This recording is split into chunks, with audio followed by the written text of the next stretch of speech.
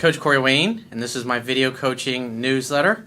And the topic of today's newsletter is going to be friends with benefits relationships.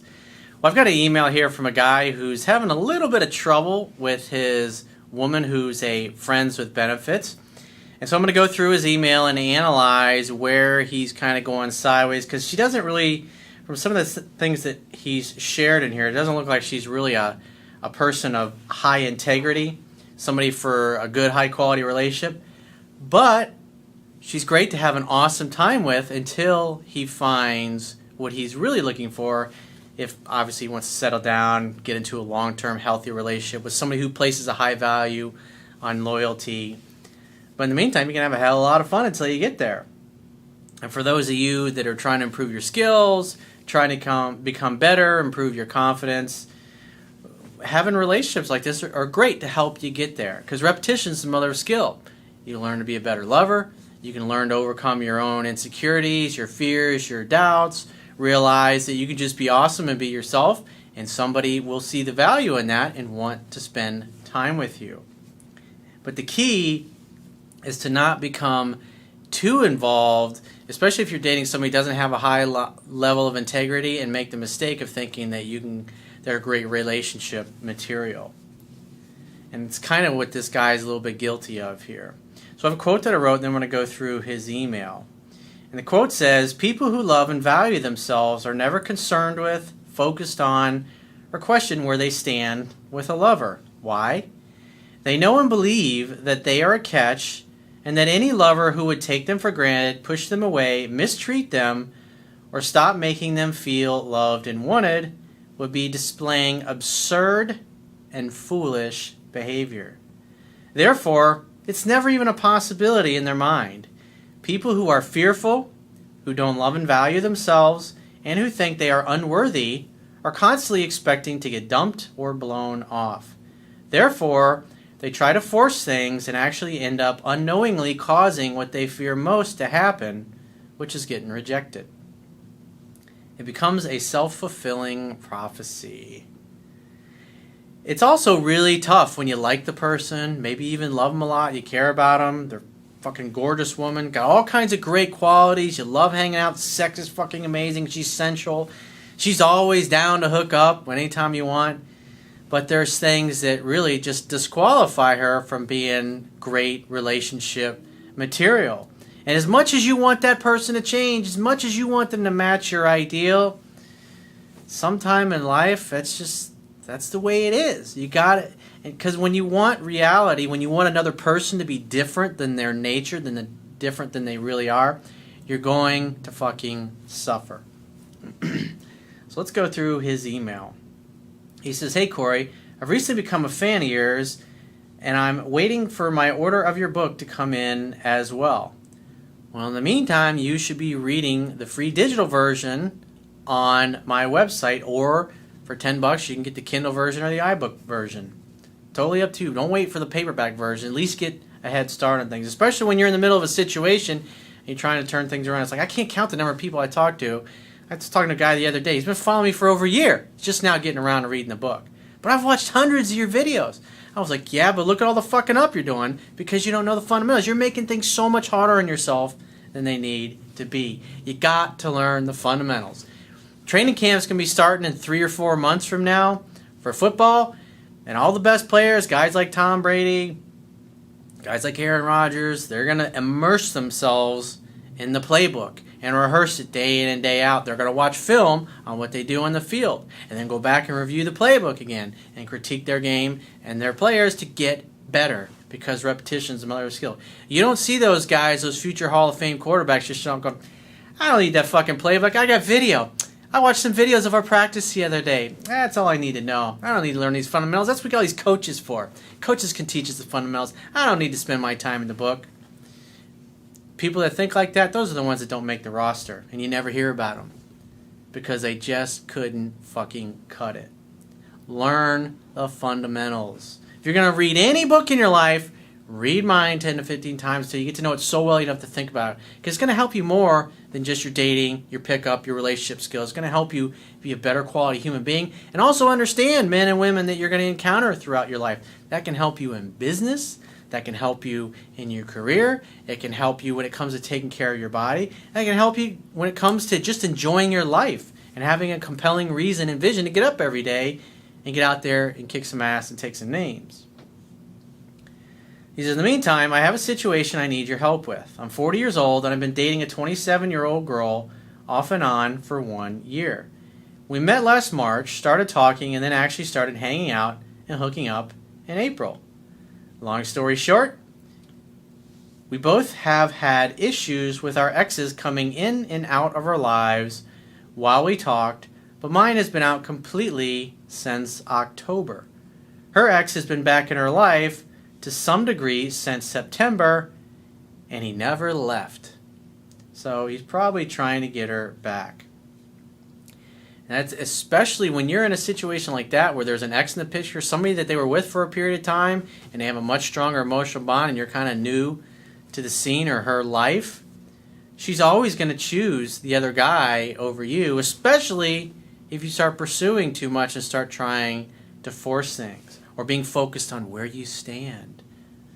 At the end of last year, she started insinuating that she loved me and wanted to be with me. Insinuating. She either loves you or she doesn't. This made me fall further for her, believe her, and start putting all my eggs in her basket. That's what happens. It's like, I know what it's like. You date a really fucking beautiful woman who's got an amazing body. You can just watch her glide across the room. She walks like a fucking supermodel.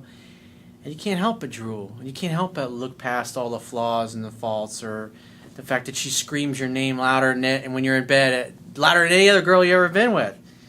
You gotta resist. You gotta look past that. You gotta see the person for who they really are. You gotta look at their actions.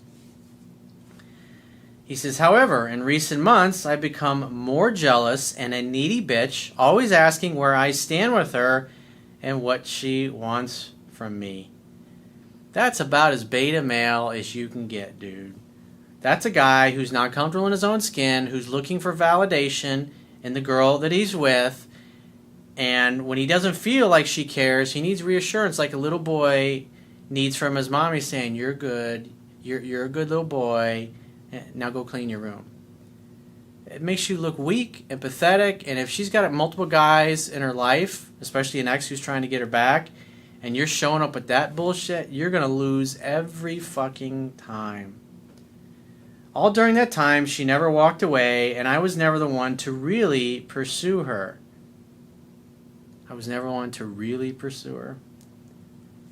So you're bullshitting yourself a little bit, dude. I was hardly ever the one to initiate contact or plan a hangout. So you waited to hear from her, and you made her ask you out.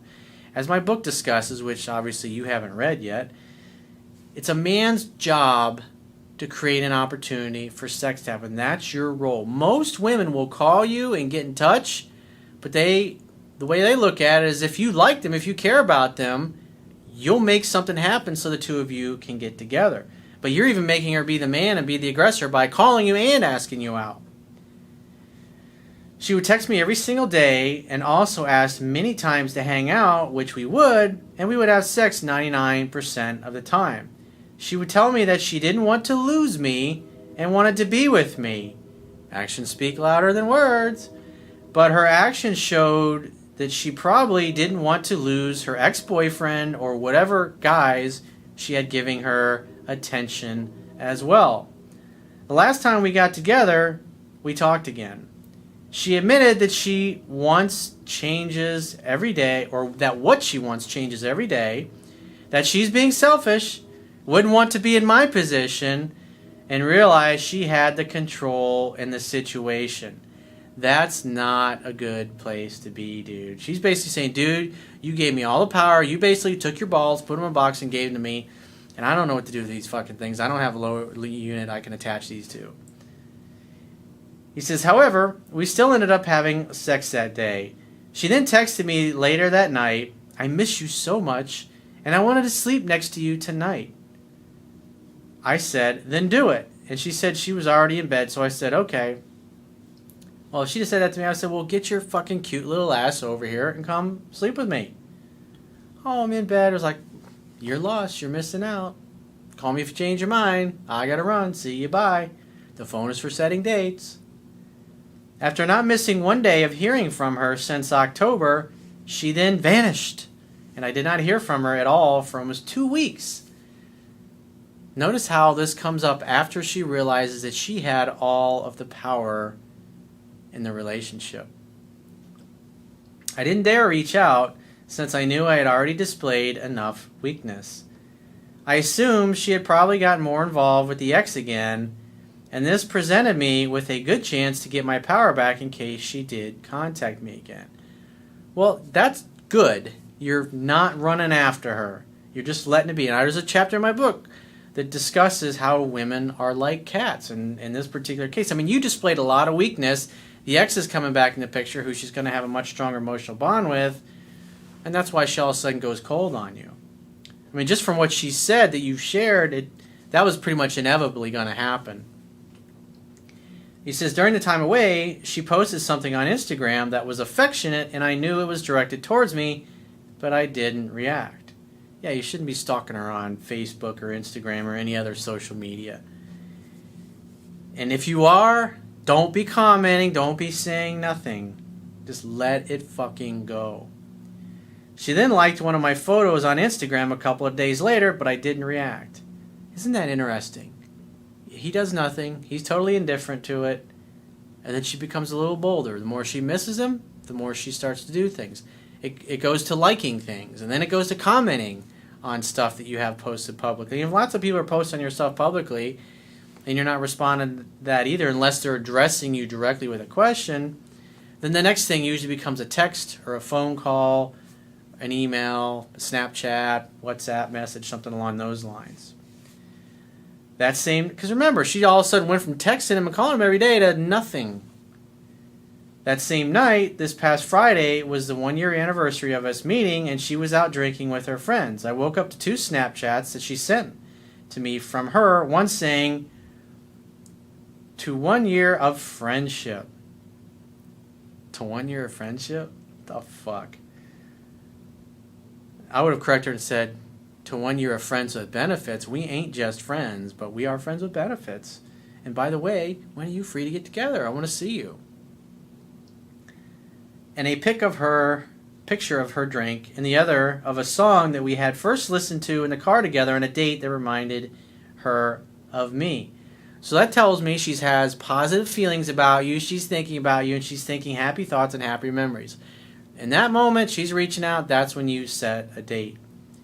He says, I assume that's why she sent it. Keep in mind, this girl has loved to test me and get reactions from me since day one. Which obviously, from what you shared earlier, sounds like you failed most of the time. Her words and actions conflict all the time, and she also tends to lie. You don't want to be in a relationship with somebody, an exclusive monogamous relationship with somebody that's a liar. But friends with benefits, a fuck buddy, that's why you never call somebody like that. You never chase after somebody that acts that way. But you're happy to hang out, have fun, and hook up with them. Obviously practice safe sex, especially if they're hooking up with other dudes. We've talked many times since the beginning about being friends, which I think was her feeling me out. And I always told her that I have enough friends. That's a good response. Never, ever, always act like the lover. Anytime a woman mentions friends and you're interested in being a lover, you say, that doesn't work for me. I'm not going to do just friends with you. That being said, I responded the next morning to her Snapchat saying, happy anniversary, pal, hoping that my sarcasm was clear with me calling her pal. She knows me pretty well, so I think she got it. You should have made a date, dude. She's reaching out, remember. And what I teach in my book, but since you haven't read it yet, you don't know this. When a woman reaches out to you, you assume she wants to see you, and you make a date. I also wanted to throw the same bullshit back in her face instead of reacting to it. She then responded saying, I think that it's today, which I know for a fact she knows it was that day. Then I responded, I think you're right. She knows for a fact that I know it was that day too. Then that was it. End of conversation. Did I respond correctly or blow it? You should have made a date, dude. That's the one thing I see that you didn't do properly. What is her deal? Well, because of your needy, acting like a bitch as you put it, and she had the other guy coming back into her life, he was obviously acting more masculine, and therefore she gravitated more to him because you were acting like a pussy all the time. But you did the correct thing by you stopped all of your forward movement and stopped acting like a pussy, and you didn't do anything. And then 2 weeks later, she kind of started coming back. It's just, they're like cats, dude. When the attraction level is high, they want to hang out and sit in your lap and purr. When the attraction level is low, they're bored, they're not interested in you, they're indifferent, and they want to go roam the neighborhood and maybe hook up with some other little kitty cat. Is she just testing me, trying to still have her cake and eat it too? Why did she disappear in the first place?